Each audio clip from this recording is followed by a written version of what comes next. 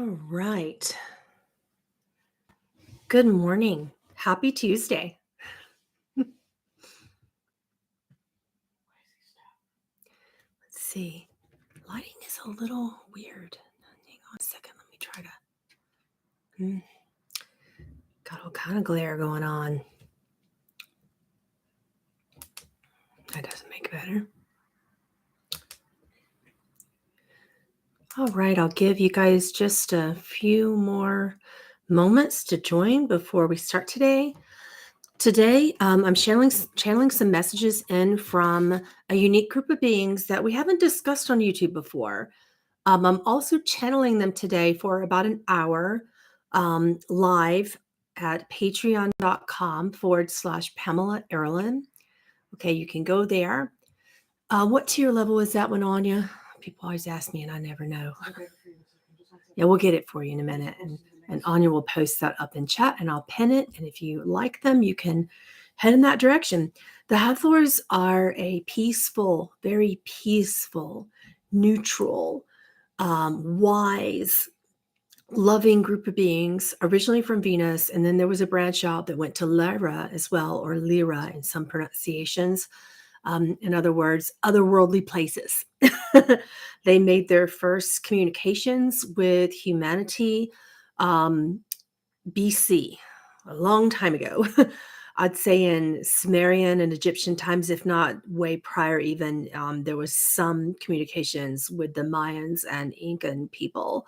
So I typically sing their presence. I don't often go forth to try to find words for them because it is difficult.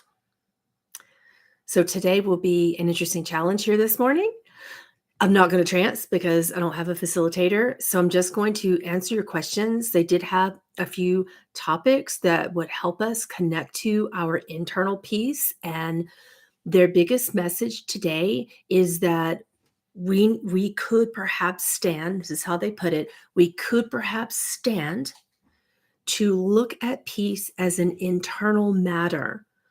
They also are saying we could perhaps consider that until we find peace collectively and individually, not every single person, but enough of us, if we could collectively find peace internally, then the external of everything that's going on in the world today will reflect that. That is their absolute biggest message. And they are inviting you here right now to go ahead and ask questions in the chat. Super excited for you to ask about their history, for you to ask about anything that you're curious about with the Hathors. They're very unique. You've heard me singing their presence for over a year now on YouTube, and now it's time for them to speak with you. And again, today at 1 p.m., we're going to be doing so as well on my Patreon channel. And I'll pin that comment right now for you. There you go. Okay. Lorraine says, I've been having visions with Egyptian images, and I find it no coincidence that this popped up on my phone right now. Okay. Yeah. Yeah. It's interesting. Typically in the days prior to a channeling, I'll go into a deep state of preparation, but it feels that I've been speaking with them for so long that it's almost as if it's like channeling myself. What's coming through right now has to do with the state of the world. What's coming through right now is a lot of encouragement from them, a lot of an inspiration. Last night I did have one preparation. Let me turn that off or that's going to distract me. One preparation for today's channeling came through in a dream while I was asleep. And I do use the word dream loosely, because as a teacher of oneness, I believe that my waking moments are more of a dream than my sleeping moments. So when I was asleep in the body and having a very profound astral experience, which was very real for me, I noticed that I landed in the times of Sumerians. And I was one of the beings looking up at the sky. And when the Hathors first made their landing, and they didn't stay for long, Um, everyone was so much in awe, and Sumerians didn't know. I had this feeling of not knowing what to do. Um, we had never really seen anything like that before come from the skies, and um, initially Sumerian beings were very peaceful, and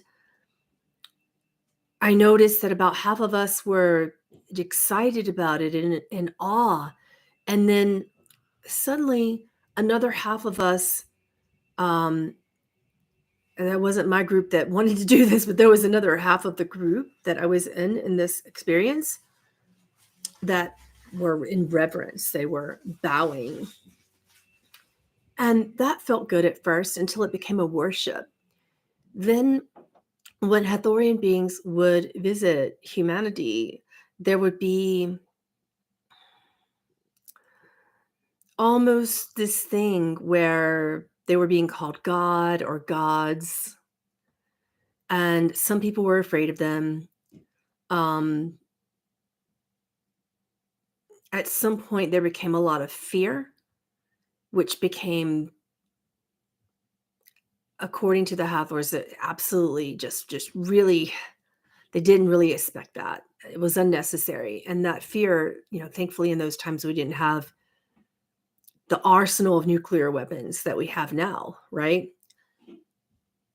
But the way they're describing it to me today is that, instead, like, beings were throwing like arrows, tossing arrows back into the air and throwing rocks and things like that. There was an incredible fear-based thing. And then there would either be love or fear, love or fear. And there was this balance every time they would return to attempt visitations with us. When we wanted to share in their love for us, it would be in worship. And when we wanted to be afraid of them, it would be via fighting and defense, right? There were a few in the Sumerian circles who had made some contact in my soul group at this time, who were listening, just really deeply observing. And that was the group that I remember so fondly being a part of. We were listening and we would hear things that were beyond words. I can even say that it made me feel loving, because love at that time felt like an effort. When you're afraid, love feels like an effort that you have to do. Um, it was beyond that. It was beyond a love. It was beyond any human description. The energy and essence that the Hathors evoked involved grace. And that is beyond any human language, any human definition, right? That was very interesting. Okay. They welcome your questions now as well. We're just kind of paying attention to chat and letting what comes through, um, and listening in as well for whatever you have to say about it. My lighting is still so blinding today. There we go.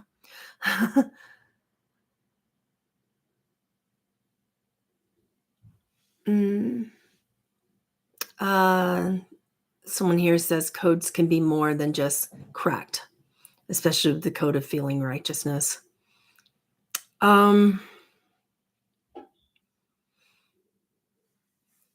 What they're saying right now is that righteousness is not a code from them. It is a program. Light codes and vibrational codes from the Hathors are programmed with peace or grace. Those two things. They don't go straight for love. They don't go straight for awaken, what Egyptians called the Ka or the Khat. That would be the light body or the physical body, is what we called it then. They don't go straight for that anymore, because when they did at that time, that power was utilized in a unique way, and that way was undermined. It was taken out of context. You know what I mean? So It's very interesting that the few beings on Earth today who remember the true Hathorian code are singing, writing, occasionally you'll get someone writing about it. It takes a flow in the process of peace in your words to speak, to write about the Hathors, because it feels like writing about the intangible attempting to become tangible. Do you understand what I mean? Um, and the moment your mind starts to create an effort out of it, you've lost touch. Hathorian codes require no effort, much as the way that they originally described love to be. One of the first things they said to me is love is as natural as the vibration of grace. And then they began to sound that vibration to me. They didn't try to help me ascertain it or help me, grok it, as we were talking about yesterday. That means to grasp it in your human mind. They didn't attempt to awaken, you know, the physical body into its light form.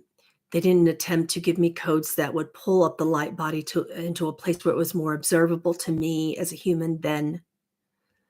Um, they simply would be very quiet. And the feeling of love that came from them was beyond human love. As I was saying, grace is the only word I can even utter to you that would come close to the feeling of being in their presence. Um, you can imagine seeing something like that in the skies for the first time and then hearing that vibration and feeling it through the core of your bones, just rattling you so powerfully. You would either be afraid or you'd be deeply in love to the point that it was beyond human love. And I was the latter in this lifetime. And my memories of them are as clear as my human memories are now, right? Okay. What do they look like? Do they have a specific energy?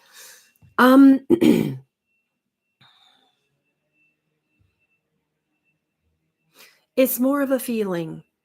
When we use the word energy, we try to get all literal or physiological. We attempt a feeling in our bodies or get a knowingness of it in our minds, and that is impossible. It's like a wave of love arising within you. Um, it's perfect. It's peaceful. It's holy. Um, and in those moments of connection with them, you feel as if in that moment you could not possibly ever have been cut off from God's love. It feels that if in that moment there was never a time when you didn't know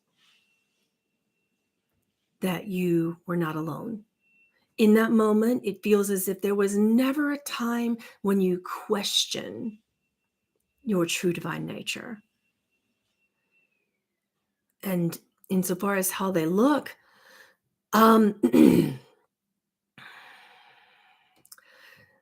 Hathorians can take upon any unique bodily form that they would choose to present to you, but they are not bodily forms. They've always presented themselves to me like massive pillars of light. And if I would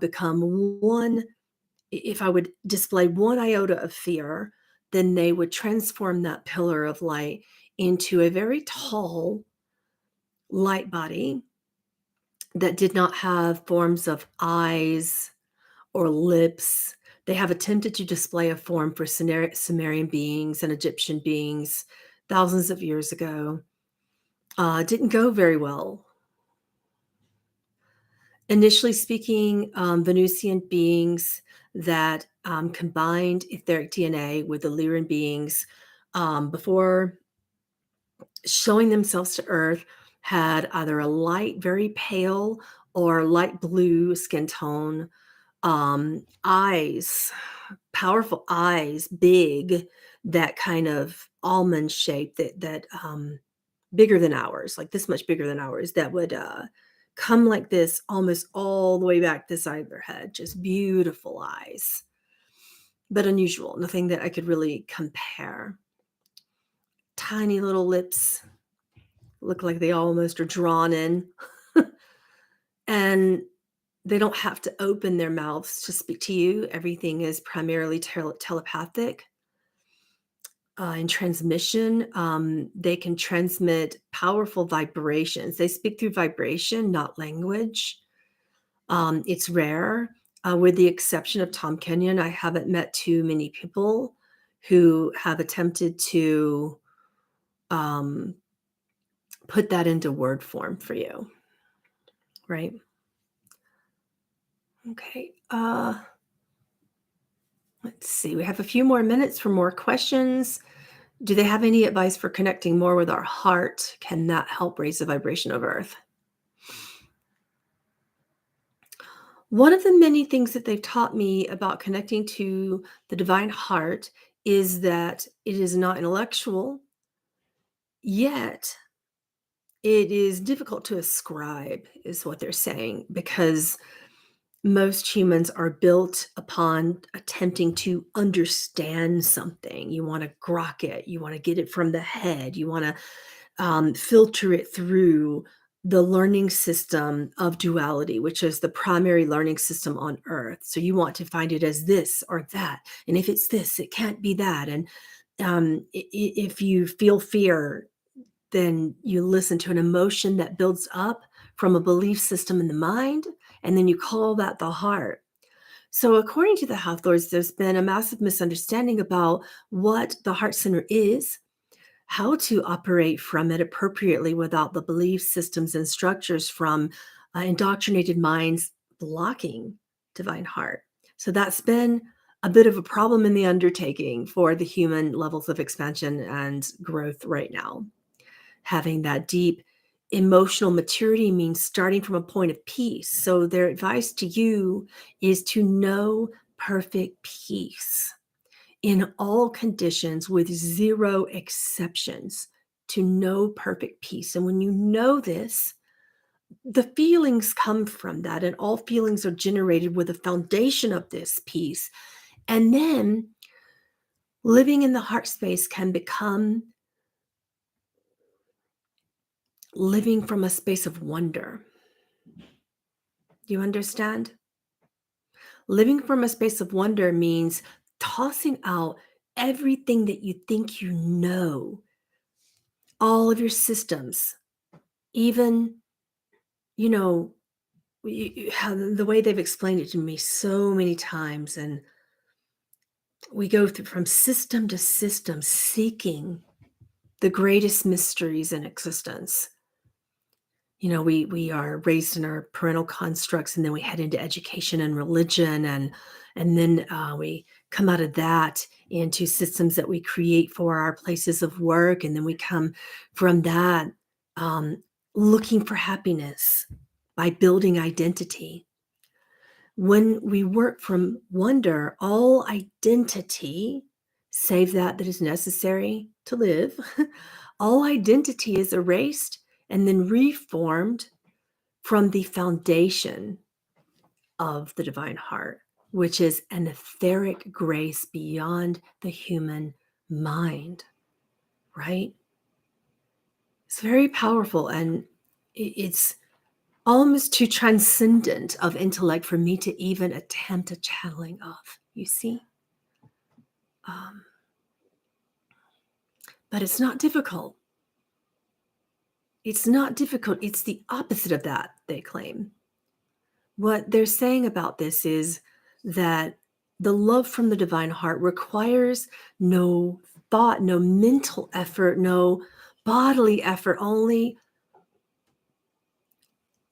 a mild amount of discipline and willingness to listen to their vibration, to look for it, to wonder where it is in all circumstances, and then to allow it to flow from the very core of your being. Allow it to flow through you and extend it throughout all of your creations, whether they be your thoughts, your feelings, your speech, and eventually into your actions. Okay. Next question. Do they give you tones to sing? YouTube's algorithm is a little bit wonky. Since I began to put music on my channel, my views went down by 50% immediately just by putting the Hathorian tones on my spiritual teaching channel. So I have been singing the Hathorian tones for a year now, and you will find them in everything that I do. It just comes out. I've even attempted to stop it, and it doesn't. um, and that's that point of feeling that grace so powerfully and palpably that there's a charisma that arises in you. I in my human mind have wanted to say passion, but they'll always correct me. It's a charisma. It's an energy that's beyond passion, even. It is unstoppable in its flow, right?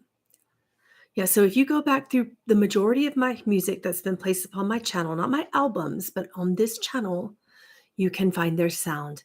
And you'll notice the commonalities in those sounds in everything. There are certain commonalities in my sound, and that's the Hathors. It's in everything that I sing and has always been. What happened with my voice is very unique. I lost my voice for 10 years.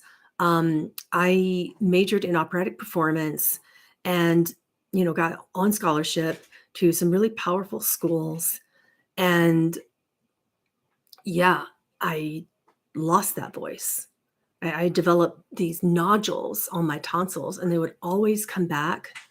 I had surgery after surgery after surgery, they didn't have to put me under but once, but I would go into the office and they would try to freeze these things off of my tonsils. And eventually they just had to take out my tonsils. But instead of just like taking them out at first, which is probably what should have happened, they kept cutting and freezing and cutting and freezing. And eventually we had some damage.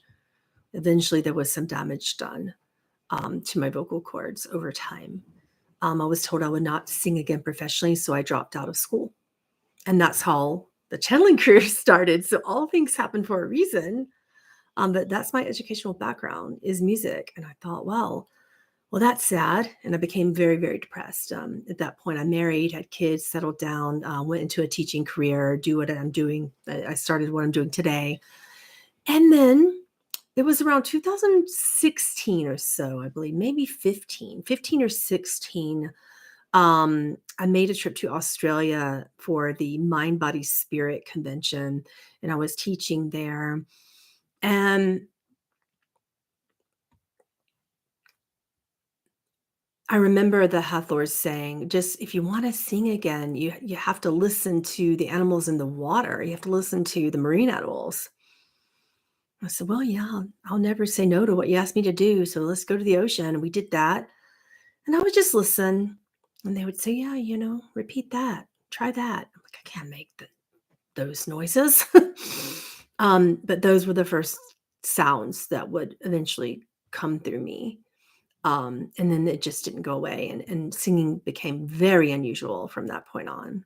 And I was very surprised that I still had a voice. It was just different. It's just very different. Yeah. Why do I keep seeing pyramids? It's personal. I mean, you might have a connection to something that you need to remember, is what they're saying, that would help you understand where you are in your life today. We tend to make, they're saying we tend to make a lot of meaning out of things to the extent that we just allow our thoughts to become like a neuroses. So don't take it too personally, but listen. And when something is shown to you, remember to ask, not in your waking moments. Your minds are, they say our minds are very convoluted during our waking moments. We're very distracted by our modern culture, our modern way of life, very distracted. And we're having difficulty at this stage, individually and collectively, with making that life sacred. It has felt very disempowering. In order to find peace, we have to learn to make everything sacred and then make small changes that are appropriate to us and safe for us a little bit at a time. According to the Hathors, this isn't a massive change where we all need to attempt to save Earth. According to the Hathors, Earth isn't going anywhere, but the human race is on its way out, not the Earth. So if you want Earth to be hospitable to the human race, it's important that we make small changes to our lifestyle, to our cultures, that have painfully created such a selfish nature within us that we are primarily distracted working and eating and sleeping and working and eating and sleeping. Our cultures basically have caused us to go just here. We're just here with our energies. We're nowhere out here. We're not extending that love, right? So it's a little step at a time. They want you to not overwhelm yourself with this information, but it's humanity that is killing itself, not Earth killing humans. And not even humans killing Earth, but you're making Earth inhospitable right now to your race, is what's going on. So if you define your distractions as something that's not sacred to you any longer, let it go. Let it go. Okay? Change your life a little bit at a time. And don't be hard on yourself in the process, they advise. Let's see, we have a few more minutes for a few more questions. What do we do to receive the Hathor's love and grace, to feel good, get peace of mind, and feel fresh and happy? They said at this point in time, some of you may require diligent, reliable practice at that. And that, according to the Hathors, doesn't always look like meditation. It may for some of you. It may look like a walking meditation in the peace of Mother Nature. It may look like a quiet time inside of a cleansing waterfall. It may look like, just for those of you in such a busy culture these days, they say, just a quick shower without anyone interrupting for 15 whole minutes. What does that look like for you? Utilize the elements that are at your disposal. The elements of Earth itself are here to help you. And when you forget that and you close yourself off from Earth's natural elements, then not much is going to help. Not even meditation, according to the Hathors. Not even meditation at that point would help you. Only vibrating that sound in your being, whether you're listening to it from a Hathorian channel or whether you're attempting to duplicate it yourself, even better. If you don't like your singing voice, don't let the mind stop you, they advise. Just listen and let the sound permeate through your life. Turn on these sounds, listen to the channels who are singing them. Do whatever you can. The sounds are also in nature. They're the base white noise of every natural element that has existed, which is at all of your disposal, according to the Hathors. Okay. All right. How can we be more open to life? They say by living it step by step, by undoing your personal culture, all the things that you tell yourselves you have to do, reevaluate that. Begin today. Is there something that you want to happen and you have created a certain attachment and bias to the way that you want God to speak to you and through you? Let that go too. The way that love presents itself to you and through you cannot be dictated by you. That's a very important message today, that the deepest degree of our suffering occurs when things don't happen the way that we want it to happen. That's our deepest suffering. We want to be consultants to God, right? Will there be a disclosure coming soon? Not according to the Hathorian race. It has been attempted many times according to the Hathors, and each time is hidden by our own culture. So how many more times would they need to attempt to send beings and then get it shot down from the sky? Or how many more times would we have some degree of disclosure and have it hidden from you? At this point, fear is so strong that if the Hathorians come and show up, which is next to impossible because their vibration is so different from ours that a ship wouldn't even get through our veils of energy that surround our planet. It wouldn't even get through that. We are very dense right now. There are very few humans right now who can see a being of that nature. You can't see it with your human eyes, right? Okay. So there have been many attempts at disclosure from Hathorians and from many types of beings. Venusian beings do not have the particular vibration that can even make it to our environment any further. So you have to connect with the vibration of them. All right. What do the Hathors say about the importance of saving our soul? Our soul. Oh, I read that wrong. Hold on, glasses. Soil. Thank you. I was like, really? My ego filter just completely got in the way there for a moment. Like, seriously, you're not asking that right now, are you? um, do they think our soil is dying, as in the dirt? They say that the structure of the soil, the genome, the biostructure of the way that all the vital nutrients and minerals of the soils of our planet have been just stripped in most places. So we will need a new system to learn to reinvigorate the soil.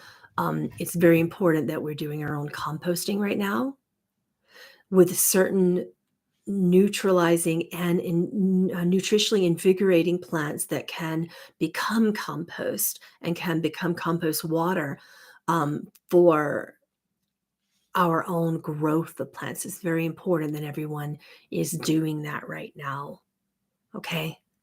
Just incredibly important.